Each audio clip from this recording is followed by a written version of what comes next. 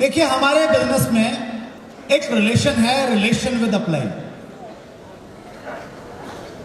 हम सबकी अपलाइन है या नहीं है?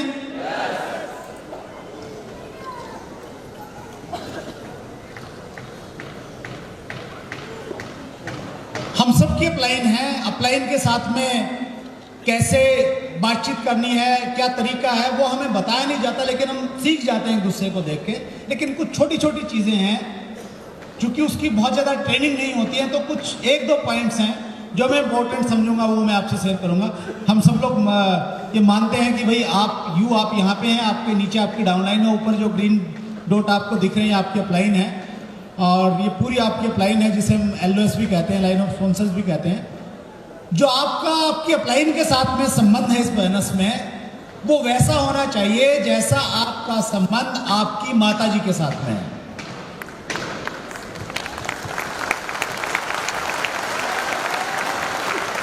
घर में आपके सबसे क्लोज आपकी माताजी हैं, पिताजी हैं? माताजी हैं। हम सारी बातें माताजी को जरूर बताते हैं।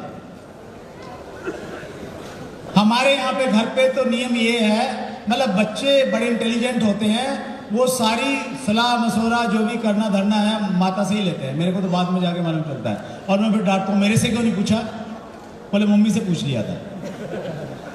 तो जिस प्रकार से माँ ममता की मूर्ति होती है, उसी प्रकार से जब आप अपलाइन हैं तो ममता की झलक आपके अंदर से दिखनी चाहिए। आप वहां पे अहंकारी मत होइए, आप वहां पे बॉस की तरह ट्रीट मत कीजिए, मैं तो अपलाइन हूं, मैं तो बहुत बड़ा व्यक्ति बन गया हूं। मां मतलब त्याग की मूर्ति, सेक्रीफाइस। तो जिस सेक्रीफाइस के लिए एक माँ अपने बच्चों के लिए तैयार होती है, खुद गीले में सोती है, बच्चे परेशान नहीं होने चाहिए, वैसी ही फीलिंग आपकी डाउनलाइन के प्रति होनी चाहिए।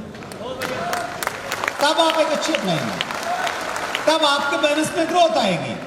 आपको उनका ध्यान ही नहीं है, चिंता ही नहीं है, कोई पूछते ही नहीं है, तो बात बन जाएगी सर? नहीं बनेगी। तो अब आपने क्या करना है,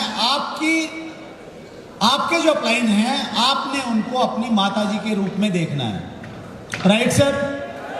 तो आज से आपकी अपलाइन क्या हो गई? आपकी माताजी हो गई। मजाक मत कर लेना, समझाने के लिए बात कर रहे हैं हम लोग।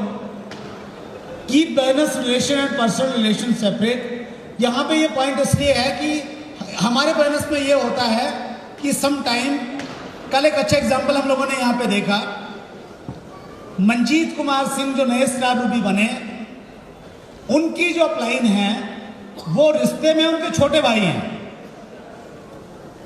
और अपने यहां तो होता ही है, छोटा तो पिटने के लिए होता है, हेलो, और इसलिए होता है कि ताकि उसके पुराने कपड़े वपड़े यूज होते रहे, किताबें यूज होती रहे। Right sir? जनरली ऐसा होता है। और जब छोटा भाई अपलाइन में आ जाए तो उसको अपलाइन मानना, गुरु की तरह मानना, उसकी डायरेक्शंस को फॉलो करना बड़ा मुश्किल का काम रहता है। लेकिन यहां पे चूंकि वो आपसे पहले इस बिजनेस में आया है, 10 दिन पहले ही आया, लेकिन उसका तजर्बा आपसे 10 दिन तो ज्यादा हुआ। यस और नो? तो सीनियरिटी की वजह से आप इस बिजनेस के जो रिलेशन है उनको महत्व दीजिए।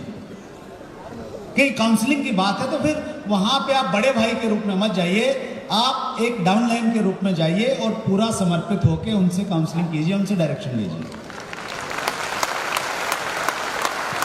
अगर आप बहुत एजुकेटेड हैं, कई सारी डिग्रियां आपके पास में हैं, और आपके अपलाइन में एक व्यक्ति है जो 10वीं पास है, तो आप वहां इस अहंकार में मत रहिए कि मेरे पास तो बड़ी बड़ी डिग्रियां हैं और उम्र इतनी है कि इससे बड़े तो मेरे बच्चे हैं। बिजनेस की एजुकेशन ये कहती है कि वो जो बच्चा, जिसे आप उम्र में बच्चा है लेकिन इस बिजनेस में वो आपके माँ के रूप में है, आप उसको उसी रूप में ट्रीट कीजिए।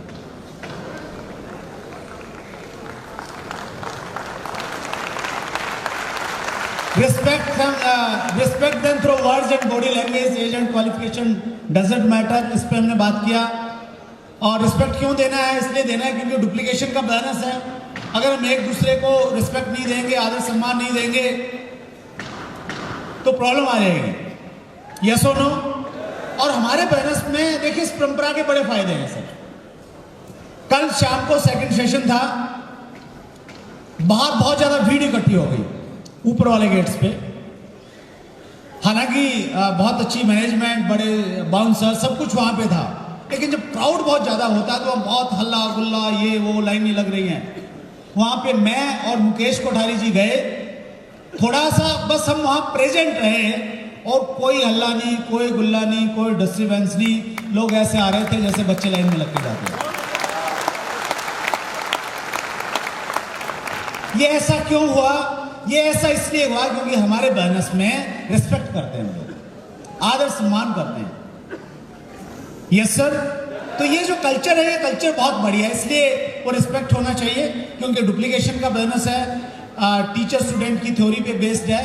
और अगर आप ऐसा करेंगे तो ऐसा लगेगा कि ये वैल्यू बेस्ड सिस्टम है, इसमें कुछ अच्छे लोग हैं, अच्छी संस्कारों वाले लोग हैं, ऐसा महसूस होगा। अच्छे अच्छे लोग हमारे बिजनेस में आना स्टार्ट करेंगे। आगे बढ़ते हैं सर हम लोग।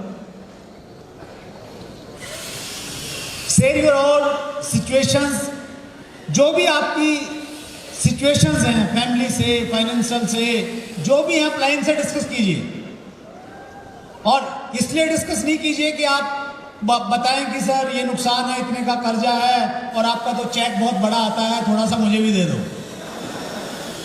इसलिए डिस्कस नहीं करनी है, क्योंकि माता से हम कुछ छुपाते नहीं है। उस दृष्टि में आपने उसको सब कुछ बता देना है, ताकि उसी प्रकार से वो आपको गाइड करते रहे, उसी प्रकार से वो आपको डायरेक्शन देते रहे।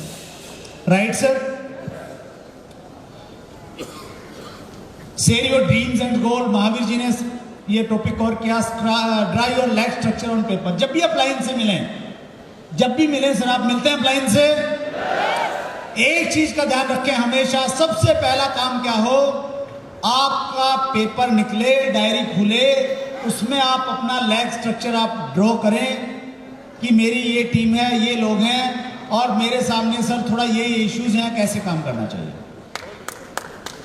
मार्क कीजिए उसमें कितने डायमंड क्लब हैं, कितने स्टार डायमंड क्लब हैं, कितने क्राउन क्लब कर रहे हैं, कितने लोग लीडरशिप पे हैं, कितने वो सारी चीजें जो बिजनेस में बहुत इंपॉर्टेंट है, वो एक एक चीज पेपर पे मार्क कीजिए। और आप चाह रहे हैं कि आपकी टीम में स्टार डायमंड क्लब बढ़े, कितने लोग चाहते हैं? सभी लोग चाहते हैं। न्यूट्रीचार्ज क्राउन क्लब में आना चाहते हैं? तो आपने क्या करना है, जब आप लाइन से मिलें, पेपर पे ड्रॉ करें, तो आप बोले कि सर ये मेरा स्ट्रक्चर है, ये ए लाइन है, ये बी लाइन है, मैं चाहता हूं न्यूट्रीचार्ज क्राउन क्लब में लोग बढ़ें, आप मुझे बताइए सर क्या करूं। Hello, yes. पेपर पे चीजें आएंगी तो उसका कोई सॉल्यूशन निकलता है। चलिए इसको भी थोड़ा हम लोग करते हैं और